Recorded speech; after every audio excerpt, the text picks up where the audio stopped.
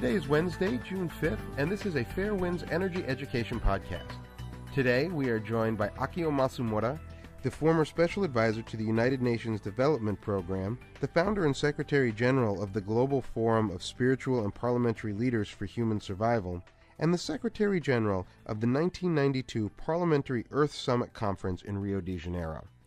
We are also joined by Chiho Kaneko, a Fairewinds Energy Education Board member, and Arnie Gundersen, Fairewinds Chief Engineer.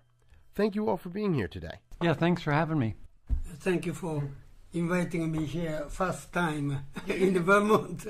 Yes, thank you. Today's discussion will focus on how the accident of Fukushima Daiichi continues to affect the people in Japan. We will explore the efforts made by Tokyo Electric and the Japanese government in the cleanup effort.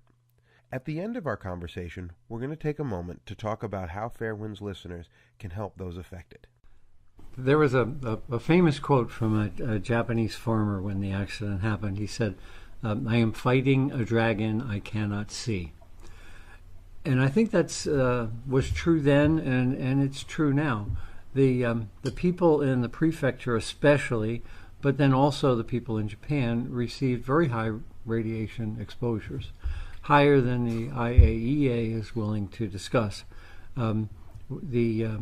The evidence is clearly in that the accident released 3 times more radiation in the form of noble gases than compared to Chernobyl, and roughly the same amount of cesium as Chernobyl did. So this is a world-class event that has been downplayed by the Japanese government.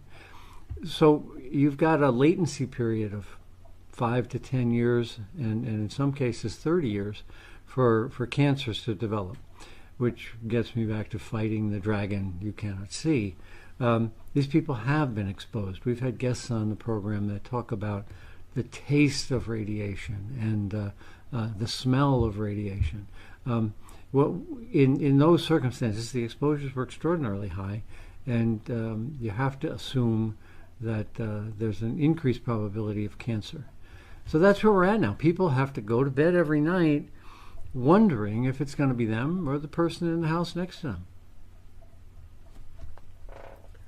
Well, I'd like to take this opportunity to thanks to Arnie and Maggie for your great contribution to my country, Japan, in Fukushima.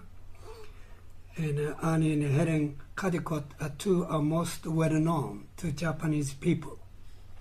Now, because I am a Japanese, living abroad 40 years, I'm frustrated by the lack of sense of emergency crisis at Fukushima. That's why I'm making an effort to increase public awareness, and particularly political leaders to understand the situation what Arnie talking about. And I'd like to explain more later. What role are the IAEA and the Japanese government taking in the continuing management of this crisis? Are they acting with enough urgency to protect the people of Japan? Well, number one, actually there are several political reasons. Since I know UN system, IAEA is primarily UN agencies, but primarily they are promoting energy peace for nuclear power plant.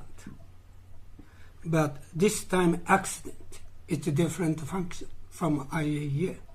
But overall, political leader Japan and America as well underestimate the situation, what's happening at Fukushima now.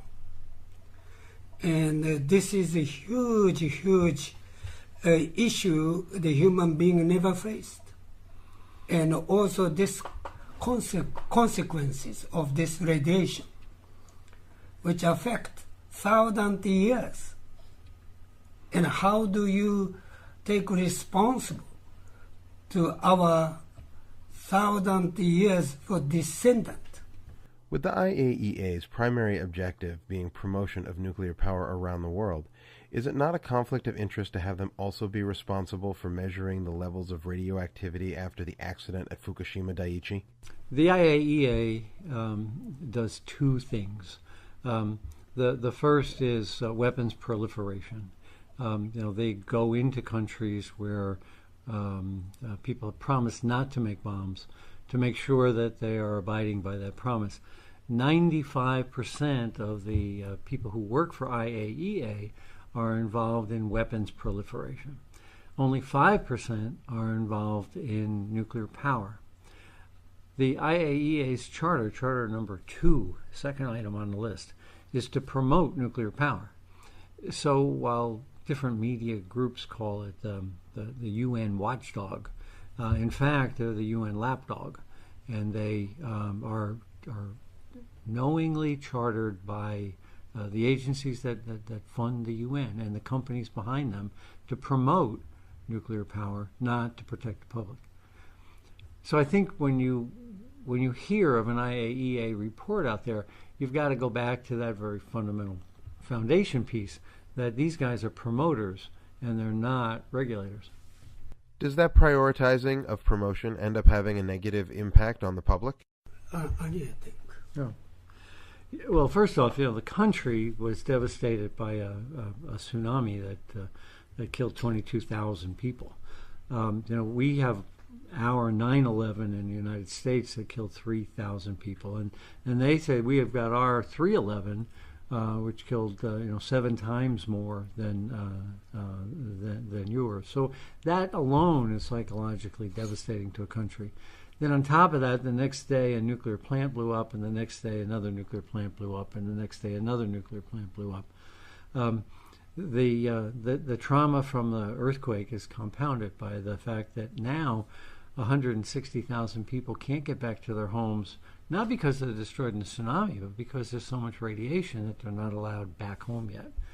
Think about it. We're now 26 months out, and people cannot go back to the home they used to live in. It's devastating emotionally to the families. On top of that, while they were home, because the Japanese didn't evacuate soon enough, they were exposed to high levels of radiation, and they have to live with the question, am I going to get a cancer in 5 or 10 years? It has to be gnawing at them. Are we not already seeing reports of cysts on the thyroid glands of children throughout the prefecture of Fukushima as well as the rest of Japan? Children already had thyroid cancer removed, and 7 more suspected of having thyroid cancer, just among 38,000 children. So, they are testing more and more children, but the first study already showed that the 3 confirmed cancer. So that's quite alarming. But then what's more concerning is the fact that even today, I just heard on the radio that the UN officially concluded that the cancer derived from Fukushima Daiichi accident will not be increased. I mean, there won't be increased cancer in Japan because of the accident. That was today's report. And I think that really compounds the problem, and especially psychologically damaging to people living in the area, because they know people are getting sick. They know they're sick. They know people are dying. And yet the world has written them off, in a sense, that if they get sick, well, don't blame the accident. It's your fault. And that's what bothers me the most. This was already happened before, case after Chernobyl accident, that within 5 years UN, IAEA, conclude the same conclusion, that there was no serious case for children. But after 5 years, 10 years, and now there are so many children suffered from thyroid. So Helen Kaneko said, this doesn't appear until 5 years, 10 years. So it is irresponsible that the UN conclude at this point now.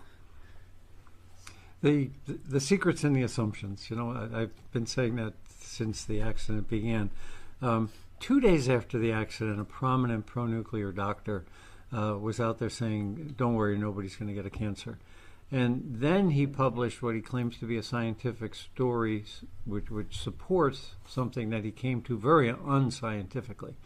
That's how the industry works. It's important for the industry to say, don't worry, there's not going to be 100,000 cancers. We need to sell you another nuclear plant. And the financial pressures within Japan and within the world to downplay the significance of this accident are absolutely enormous. And that's why Fairewinds is doing what we're doing. We're trying to let the people of Japan know that when they feel sick, it's not in their head. This is a real physical problem caused by that accident. What is the status of nuclear power right now in Japan? Is it still being viewed as a viable form of energy, and are plants still being sold to other countries around the world? Well, current government, Liberal Democratic Party, who the one introduced and promoted this nuclear power plant 40, 50 years ago. Now they come back the government power. So they are exporting a nuclear power plant to Turkey or Vietnam or other countries. And the other part of the status is that within Japan, there were 52 nuclear power plants, or 54 nuclear power plants. Well, Fukushima, Daiichi 1, 2, 3, 4 are never going to come back, so they're down to 50. But also Daiichi 5 and 6 are also in that same category, so now we're down to 48. And they also had Kashiwazaki Kariwa has 7, and they discovered that that's right on an earthquake fault. So what we're seeing is quite a few of the 50 nuclear plants in Japan likely will be unable to start up, even if the ruling party chooses to try to make them start up. Too many of these plants were sited on or near active fault lines. And now, with the new regulator, they finally have somebody with a spine who is telling these plants that you can't operate because you're sitting on an earthquake zone. The electric companies are barking at that scientific approach, right? And they recently, I can't remember which electric company, but recently there was the official complaint from the electric company about the finding by the commission. Yeah, what happens is that there's a lot of money on the line, and you can buy a lot of lawyers and a lot of experts to defend your case. And that's exactly what's happening. The electric companies don't want to lose the asset, and are willing to find a supposed expert who will tell them that don't worry, be happy. There's no danger here. That's exactly what Tokyo Electric did when they knew they were going to have a tsunami bigger than 5 meters. They hired experts who made the problem appear to go away until the problem comes, and then. I also, Arnie, have growing concern nowadays. Seismologists reported last week there is a great chance, more than 70% chance, that strong, huge plate-based earthquake may hit Japan or Tokyo area within 4 years. These are serious issue, additional issue we have to consider. After the big earthquake in Sumatra, which was a 9, we forget that a couple years later there was an 8.5. So we had the 9.3 off of the coast of Japan that caused the tsunami and the Fukushima Daiichi disaster. But when plates move, they move again, right. And with that second large movement hasn't come yet. Perhaps it never will. But to bet on that is not a good thing, especially considering how fragile Fukushima Daiichi Unit 3 and Unit 4 are. And according to calculation of Robert Alvarez, Unit 4 contained cesium-137 radiation, 10 times more than Chernobyl accident, about 5,000 times of Hiroshima bomb. an entire Hiroshima site, the minimum figure Robert Alvarez calculated, the minimum figure is 85 times than Chernobyl, which represent about 50,000 to 100,000 times of Hiroshima bomb. So you've got an enormous amount of radiation sitting on the roof of a building that's been compromised because it exploded. There's no doubt that the building is not as strong as it was, and in fact there's a bulge at the bottom of a couple of inches called a first mode Euler strut bulge, which is another indication of a seismic problem. We focus on Unit 4 because it has the most and hottest radioactive fuel, but to my mind, Unit 3 is just as bad. It doesn't have quite as much nuclear fuel in it, but it's the one that had the most devastating explosion. So from a seismic standpoint, it's probably more likely to topple. If Unit 4 were to topple, there's more dose consequence. But either way, it's really a bad scenario. You can do two things. You can try to solve it, or you can try to pray that an earthquake doesn't happen. And I think TEPCO's been dragging its feet as far as trying to solve the problem quickly. And also, Arnie, I wanted to ask you about recent report of water, contaminated water. There are 280,000 tons at the site of Fukushima. And I'm sure this is increasing issue and concern of contaminated waters. Yeah, there's what happened is that after the earthquake, the entire Fukushima site dropped 1 meter, dropped 3 feet. So in the process, as it drops 3 feet, that increases the water pressure underneath it, and also the foundations were cracked. So you've got groundwater seeping into the building. The groundwater should be uncontaminated, except the containment is not containing. You know, the containment has all of these penetrations for pipes and wires to go through. And there's all sorts of rubber gaskets that prevent the containment from leaking. The radiation exposures and the heat and the explosion were so great that the rubber gaskets have failed. Now, we knew this in 1982. There's a report out that says, watch out for these rubber gaskets on the Mark I design because they're prone to fail. And yet we did nothing about it. So we have a containment that is not containing. And all the radiation in that is now running into the buildings where the groundwater is coming in. So we have highly contaminated water growing at a rate of 400 tons a day. Now the Daiichi site is loaded with tanks. If you look at the Google Earth pictures of the site, it's a tank farm. It's bigger than a refinery as far as the number of tanks they've got there.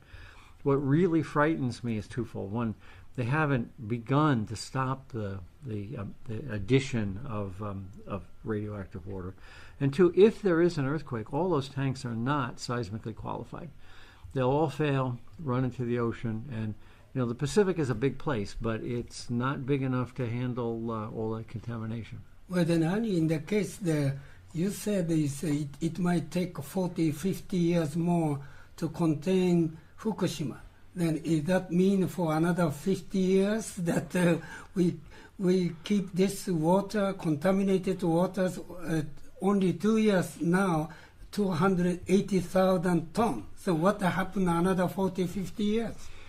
One of the plans I proposed back, right at the beginning of the accident, was to build a trench around the plant and fill it with zeolite. Zeolite is a great volcanic substance that absorbs cesium really well. So you could basically build a fence around the plant to prevent the radiation from entering the groundwater. I was told by Japanese officials that it's a great idea, but they didn't have the money. And you can't, this is, Akio mentioned at the beginning of this podcast, that there's the pace at which they're attacking the problem is not sufficient. You can't fight a war on a budget, and this is a war.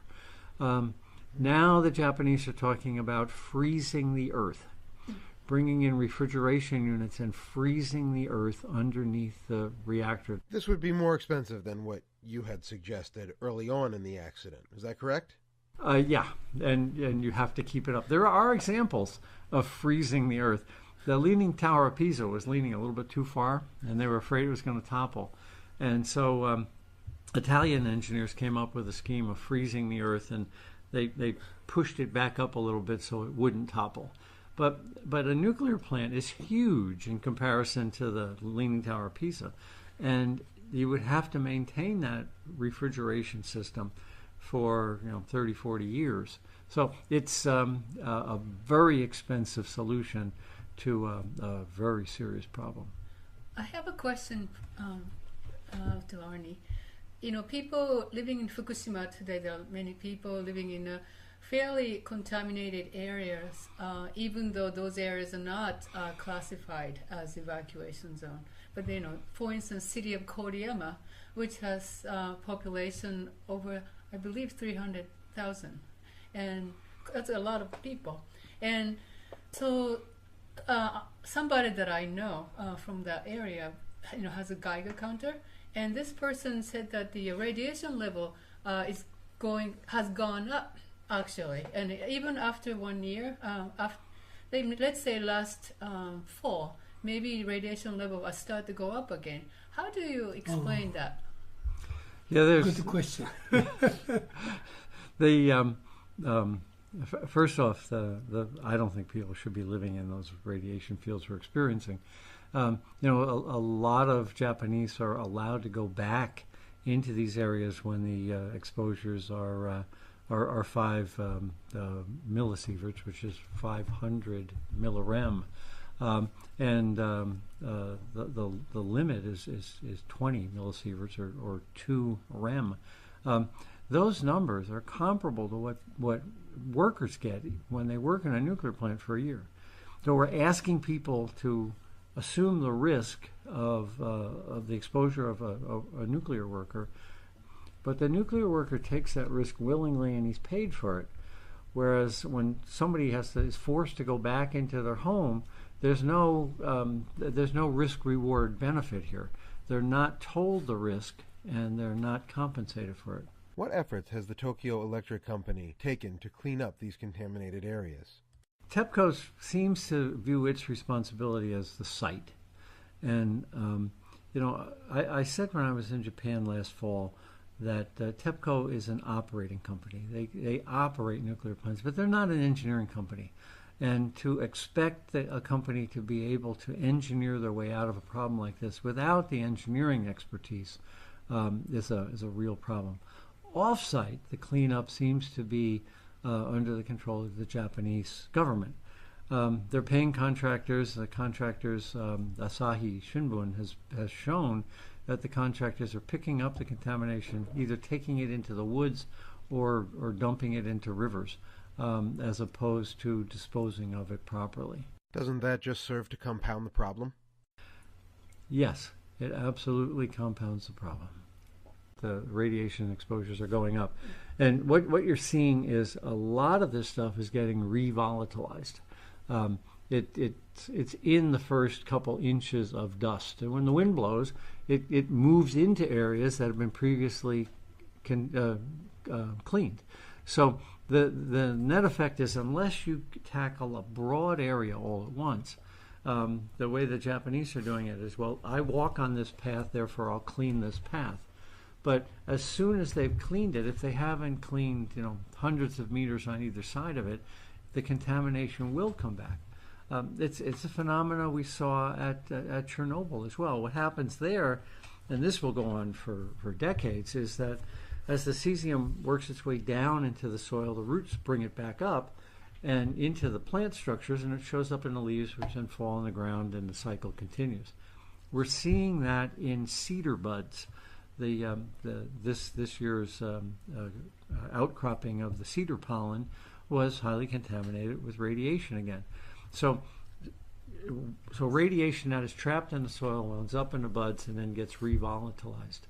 So what we're seeing in all of these areas within Fukushima Prefecture is the revolatilization of material that we had that the Japanese hoped would remain stable. That's not a good hope. Based on his history, they should have known it's going to move. But I really don't think they're willing to spend the money to solve it. You know, I've been saying for 2 years now, when I spoke at the press club in February of last year, I said this is a $500 billion problem, and U.S. dollars. And what that means is that, and the Japanese are not accepting that it's a $500 billion problem, because the government wants to sell nuclear plants. And if they all realize they're stuck with a $500 billion in debt, I doubt very much that people would be very willing to fire up another nuclear plant. Wouldn't it be beneficial to have a group of scientists from all different disciplines come together to discuss a plan to clean up the Fukushima Daiichi site?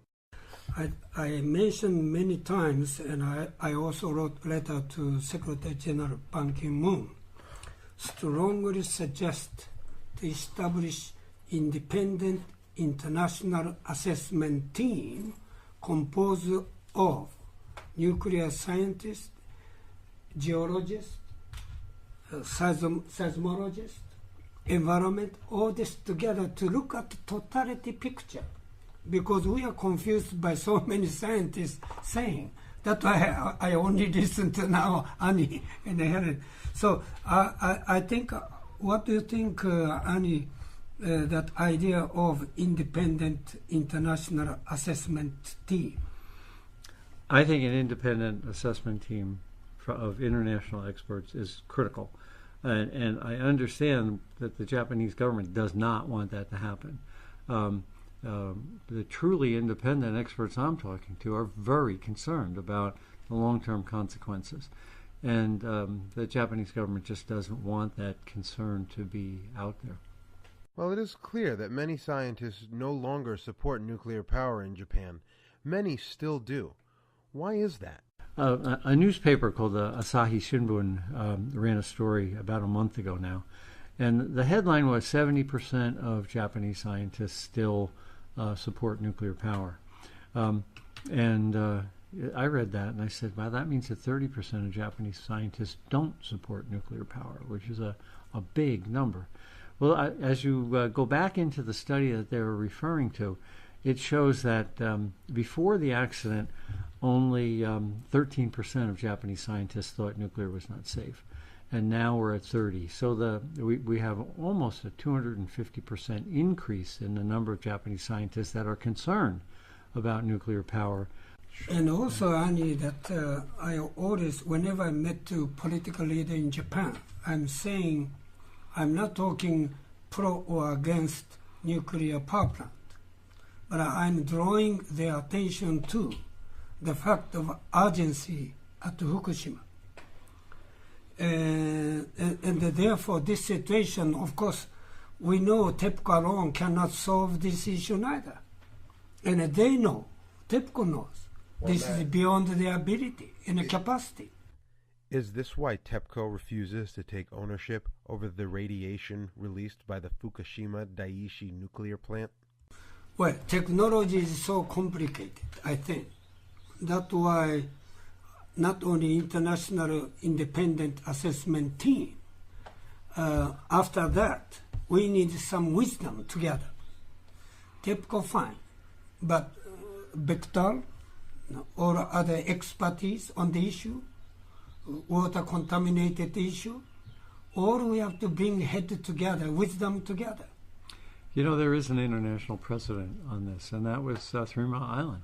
The company that owned 3 Mile Island, General Public Utilities, couldn't do it. They could not correct and mitigate the problem. So they brought in a firm, Bechtel, to take over the cleanup. They renounced their responsibility, still continued to support it, but the TMI cleanup couldn't be done by the utility that caused the accident. So we shouldn't be surprised that 4 reactors that are blown up are in the same situation. To expect that TEPCO has the capability of cleaning up the biggest industrial accident in the history of the world is there's a little bit of a stretch of the imagination. So now, I know that we've talked about a couple possible solutions to clean up the mess at Fukushima Daiichi, and I was wondering if we could discuss a few more. If TEPCO is unable to clean up this mess, and the Japanese government is unwilling to support the cleanup effort in the way that it needs to be supported, what can we do? What I proposed when I was in Tokyo last August was that TEPCO should be removed. They just are not competent. And a large engineering company should be put in charge. And there are Japanese firms which are outstanding and very large, and American firms and European firms that could do it. But I don't think that's enough. I don't think the Japanese people trust any large international organization, just like the UN, to replace TEPCO. I think there needs to be a group of independent scientists overseeing the international agency. And I'm not suggesting IAEA because they're not independent scientists. But a group of Japanese and American and European scientists that the Japanese people trust should be the watchdog over this large engineering company that's actually doing the work. You know, whether you're pro-nuclear or anti-nuclear, it's in everybody's best interest to get this site cleaned up. And Tokyo Electric is not cutting the mustard. And then I think American people should understand, eventually this Fukushima disaster, no question will affect your North America as well. So it is not matter issue of the Fukushima now. It is a global security issue as well. Who is paying for the cleanup in Japan right now? Primarily the government. Yeah? Well, I think so. Tokyo Electric, I think there's an expectancy on everybody's part that Tokyo Electric's paying for it, but they're essentially in receivership. I mean, they've been nationalized by the Japanese government, and now the funds. TEPCO lost $7 billion last year, but frankly, that's chump change compared to what the total liability is out there. So we're expecting a company with essentially no assets to carry a burden of $500 billion. So what's happening, though, I think, is that the Japanese government is blaming TEPCO, but they're also not giving TEPCO enough money. So you've got a company that's technologically not competent, and you've got a company that may have some better ideas and just isn't getting the money to fund them. So by having an international oversight group, you could put pressure on the Japanese government to free up the funds you need to put the site to sleep. And that effort is inadequate, in my opinion. It's clear that the west coast of the United States will be affected by the radiation from the Fukushima Daiichi nuclear plant. What assistance has the United States government offered Japan in the face of this formidable challenge? Well, number one, let me clarify. We are facing global disaster, catastrophe you call it. From that perspective, over 40 years, 50 years, or maybe 100 years, we cannot escape from this fact. So that we have to keep in mind. Now, during 40 years, 50 years, 100 years, this radioactive material or water, contaminated waters, any cases, reach out to your west coast as well. And now, if you account on Japan, government Japan, I can assure you now, they do not take serious action.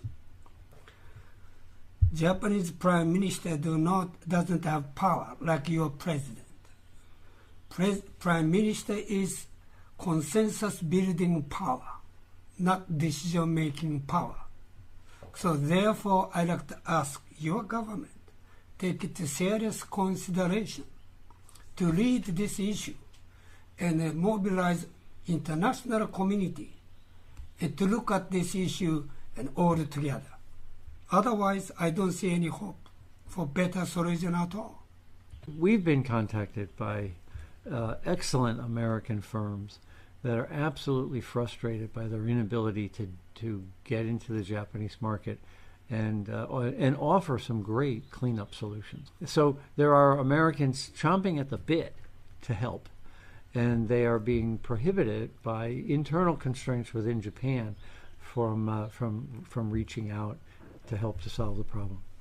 But don't you think that the U.S. government has a lot of sway over Japanese government? So in that sense, the fact that Japanese government hasn't made the move almost suggests that that's somewhat of a policy on the part of U.S. government as well, no? Yes. Yeah. Yes. Well, I think I try to avoid any political argument element. I'm making effort to draw the urgency of this issue to the policy maker, both countries, Japan and America. If America remain silent, I almost sure I tell you, 10 years from now, many children, even in your country, may be affected. So I think now the time to bring wisdom head together, to look at this issue, to make better solution. Well, I think what Akio said is absolutely right. But I think people think that if we get involved, it's an anti-nuclear statement. Whether you like nuclear power or not, it's in everybody's best interest to get that site under control. Yes, exactly. Yeah. That seems like it would be common sense. It's exactly. What are the medical and legal ramifications for those who have been displaced and who have become ill since the accident? Chiho, I know you have been to Fukushima recently and met and spoken with many of the residents. Can you tell us a little more about what they are experiencing? So in terms of government help, in terms of money for people to, say, relocate, I was in an area called Oguni district of Date City, which is in Fukushima. And this particular district was designated as a special sort of a evacuation recommended spot. Or they call it spot, not zone, because household by household got chosen to relocate. And they did get government help to relocate. However, that designation no longer exists. In other words, that whole district is now declassified as a sort of evacuation recommended area. Now, that means the funding from the government for people to relocate stopped coming. So that's what I'm really concerned that this expediting this effort to relocate, bring people back to Fukushima, it seems like there is more money put into that effort rather than helping people stay out. So there's so much money in decontamination, scraping, sort of a construction type of work, but then not enough money for just a small assistance for paying rentals, anything like that. There's no money. Once the designation is over, you don't get any money. Is that fair? For those who have been permanently relocated and who will never be able to return to their homes or their farms, what kind of compensation have they received from TEPCO and the Japanese government? Well, the woman from Fukushima, from the village of Kawauchi, which was a mandatory evacuation zone for the first, I would say, less than a year, but almost up to a year, the entire village was evacuated. But now, since last year, January 31st, the village was, they declared that the village was not safe for people to go back. So some people have chosen to go back to the village, but according to her, maybe less than 20% of the villagers have returned to date. Anyway, so I asked her how much money she had gotten. And she said that everybody initially got something like maybe $10,000, across the board. Everybody got just initially, but after that she has not seen any payment from anybody. So she's part of a class action lawsuit or maybe compensation, sort of an action against TEPCO, but she has not seen any money. We have had reports of families being offered as little as $1,600 by TEPCO and the Japanese government when unable to return to their home. It is tragic when people are offered no more than a month's rent or mortgage to replace their whole lives.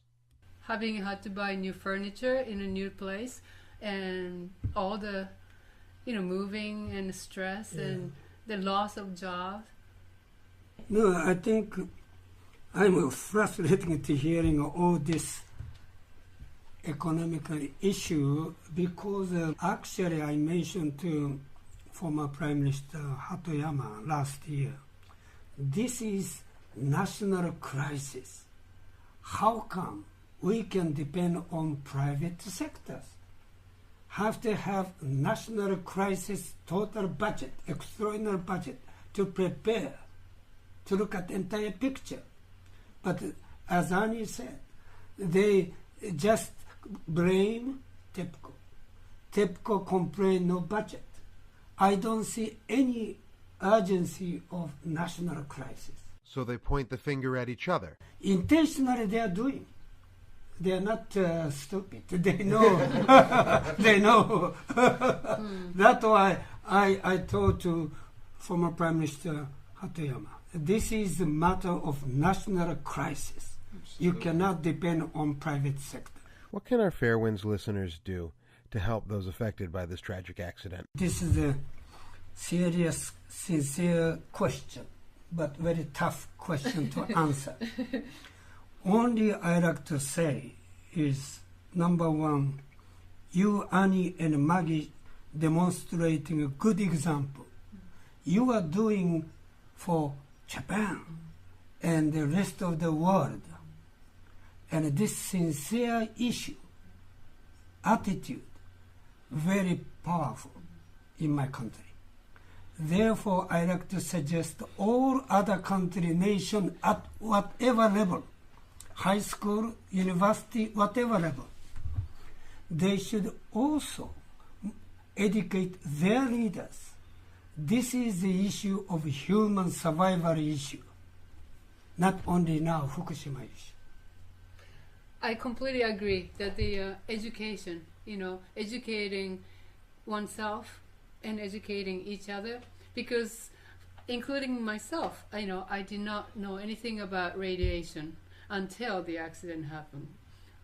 And but it's not impossible to learn, and we have to learn because we are living with that today, regardless of where we are. So the onus is on each of us to learn more about it.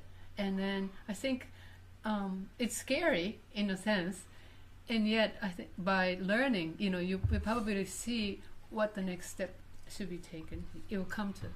Yeah, it's Kaneko-san, as I said, I worked 40 years UN International. We never talk of consequences of this disaster for 100,000 years pattern.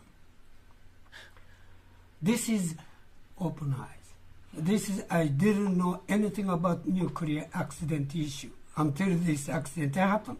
But I didn't realize we are taking responsible for 100,000 years for our descendants. We cannot escape from the fact already. When you turn a nuclear power plant on, there is no off switch. The heat remains for 10 years, and the radiation remains for 100,000 years. So you can't change your mind. Throwing that switch on is a 100,000-year commitment. There is no off switch with nuclear power. So in another word, we produced a car automobile car without a brake. Many scientists say, Akio, we learn from mistake. Yes, it is true. Science technology developed from mistake. But I learned nuclear accident is different. For 100 years, you cannot learn from mistake. It's too late to our descendants. In closing, we would like to thank our guests for being here today and for lending their voice to this incredibly important issue. Well, thank you for having us. Yeah, thanks for having us. Thank you very much for having us. This has been a wonderful opportunity for the listeners of the Fairewinds Energy Education Podcast to better understand the continuing struggles with the Fukushima Daiichi nuclear plant. Thank you for tuning in this evening. My name is Nathaniel White-Joyal, and this has been a Fairewinds Energy Education Podcast.